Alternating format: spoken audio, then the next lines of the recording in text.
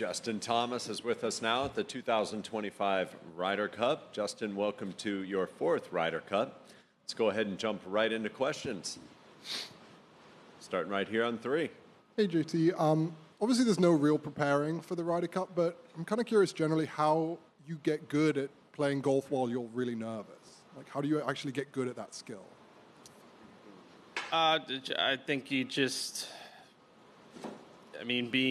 going through it as often as you can. I think it's similar to trying to win a golf tournament. The more often you're there, the more you can learn from mistakes or failures, what you maybe did wrong that you feel like you could do right next time.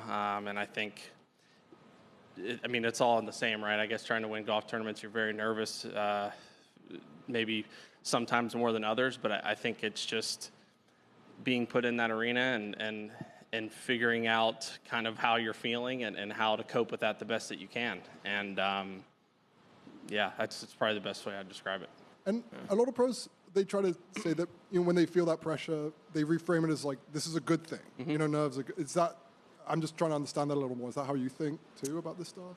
Definitely. I think, I remember, I don't know exactly what age it was, but I definitely remember at a young age, being nervous was not cool. It was like, it showed like a sign of weakness. At least that's what I thought, when I was a little kid. It's like, if you're nervous, it's because you're scared and you don't want to be there kind of thing. But, being nervous is great. I think if any of us were out here on the first tee or were in a position to have a putt to win the Ryder Cup or win a match and we weren't nervous, that would be extremely concerning for our profession.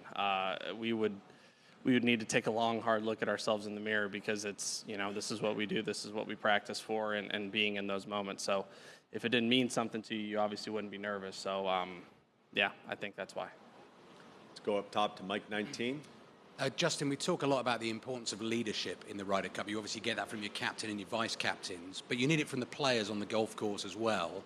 Do you see yourself, given your experience and personality, as one of the leaders of this team? And also, how does that tie in with playing in front of these home crowds this week? I think I have a hard time viewing myself as that. I don't know if I'm quite ready to call myself the veteran or because I think I associate the veteran with an older player, and I'm just not quite ready for that yet. But it's coming at me head on. It's just the reality. But I'm going to be anything that I feel like I need to be for this team, for certain players, for the captains. I know that I'm one of the leaders on the team, but I don't think there's necessarily one person on the team, the last couple teams I've been on that have been like, this is the person that, when in doubt, you're just kind of looking at them like, what do we do or what's going on kind of thing. And I think that's kind of what has made this this group, this age group or whatever you want to call it, a little bit different and special. But in terms of using the home atmosphere as well, do you think you're going to need to do much of that?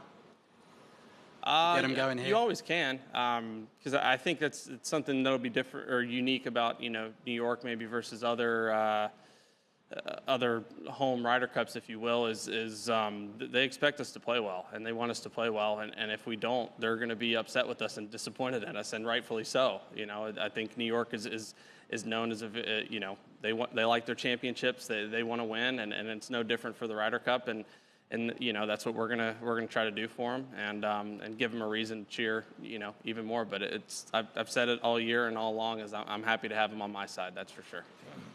Stay over here, Mike 13. Hi, Justin.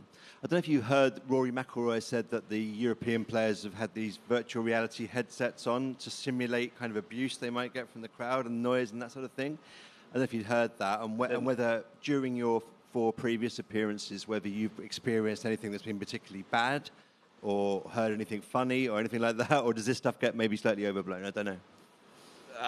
Probably a little bit of everything. I hadn't heard that. That's kind of wild. I'd be curious to see what that looked like. But there's so much noise that it's kind of hard to, you can't hear all of it. You definitely hear some stuff. It's tough. I go back and forth because there's a part of me that's like, we're put in this arena. Like this is it's maybe a little bit more so than it was in my first couple of years on tour of being more vocal and fans being more vocal. But like a Ryder Cup, you kind of know what you're going to get. But then it's also like if we want to be maybe viewed as a little more so as athletes and whatever it may be, then it's kind of, it's a one-off type thing. I think all the players are in the same boat as once it ever gets to a point of being a little bit more personal, of family members, look, like if we're not playing well and you're talking trash about us, like we probably deserve it. But, once if you start getting into the loved ones, that's, I think, when everybody starts really kind of getting a little bit chippy. But, I go back and forth. There's obviously never in any sport a time and place to get personal or disrespectful, but at the same time, it is the Ryder Cup, and it's a home game for a reason, and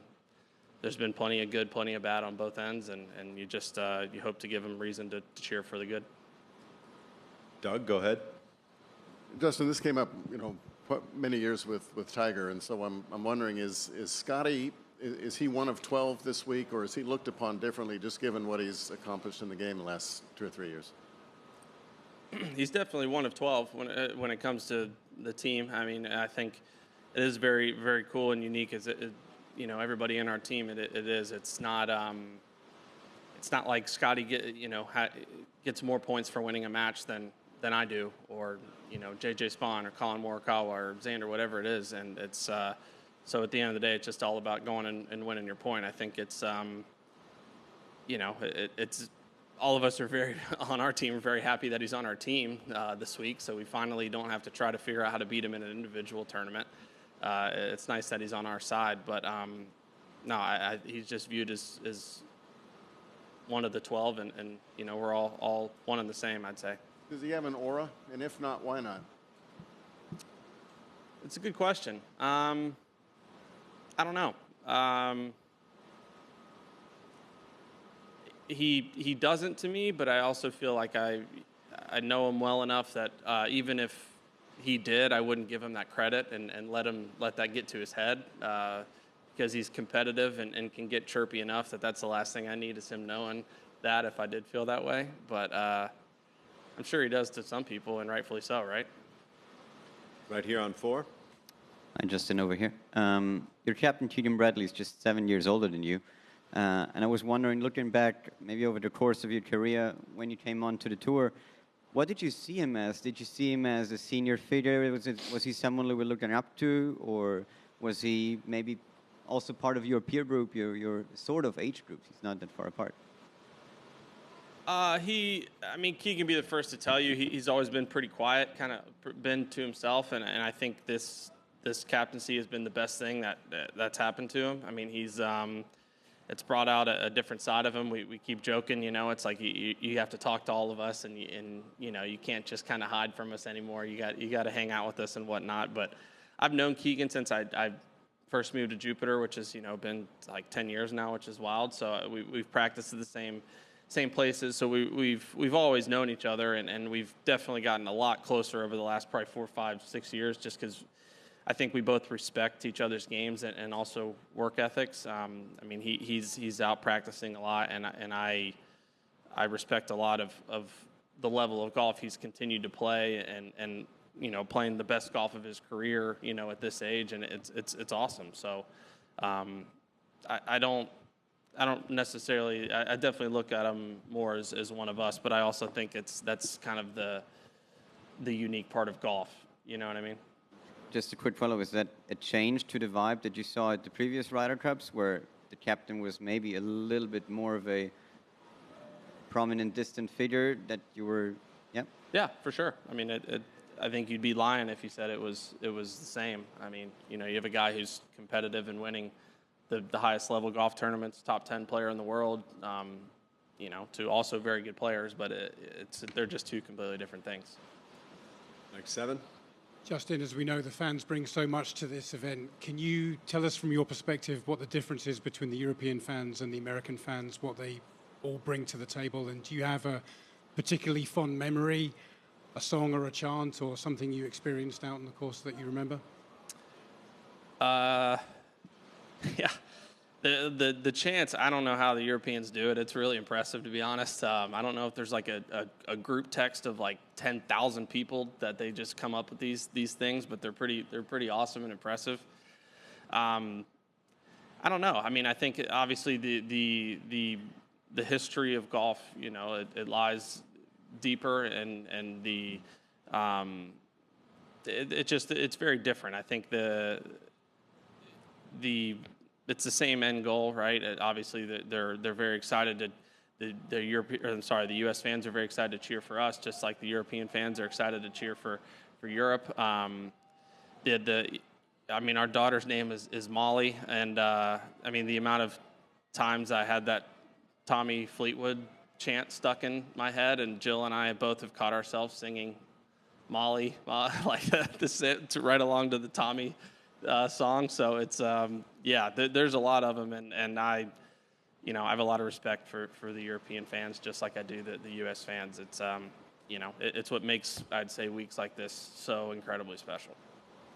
Got time for one more. We'll wrap it up with Steve right here. Justin, I'll ask another leaderly question. Xander's obviously been through a lot the last few weeks, obviously becoming a dad, hasn't played a lot of golf. How do you guys as teammates sort of make him feel comfortable and sort of help him get back into this at a big time? One thing about Xander is you don't have to make him feel comfortable. He, I played a bunch, golf with him probably 3 or 4 days last week, and the first day, just being back with them, it was good to have him back. He's just chirping all the time, and he's excited. He's rested, he's, I guess somewhat rested, with the baby situation at home, but he's excited and ready to go. But no, Xander never has to try to make himself feel comfortable, or we don't have to try to make him feel comfortable, because you're always going to get the same Xander no matter what, and that's the one that we all know and love and sometimes hate. Let's do one more real quick with Mark right here. Hey, Justin, I just have a question regarding the captains. You've been in 3 of these things. Can a captain make a difference Ryder Cup week? And if so, what kind of difference, for example, can Keegan make, whether it's the vibe in the room, the transparency, the pairings, that kind of thing? I think they can. I think it's extremely important. I think it's. I remember thinking Luke did an unbelievable job in Rome with that. Having the variety of age groups, the different demographics. I think having Jose Maria there for Rom and Sergio, obviously very very close with them, and I think what Nikolai's, I think Rasmus was there, his brother. It's something like that. Like, I think that's something that the Europeans have done a great job of utilizing that, because if it's something that makes a couple rookies more comfortable, making this week as easy and comfortable for everybody as possible, I think is the main goal. And I think Keegan did an unbelievable job with that. And it is. It's just trying to get kids and Neds to shut up is really the only thing that you have to worry about. But it's those guys would do anything for any of us, and it's it keeps it very light, and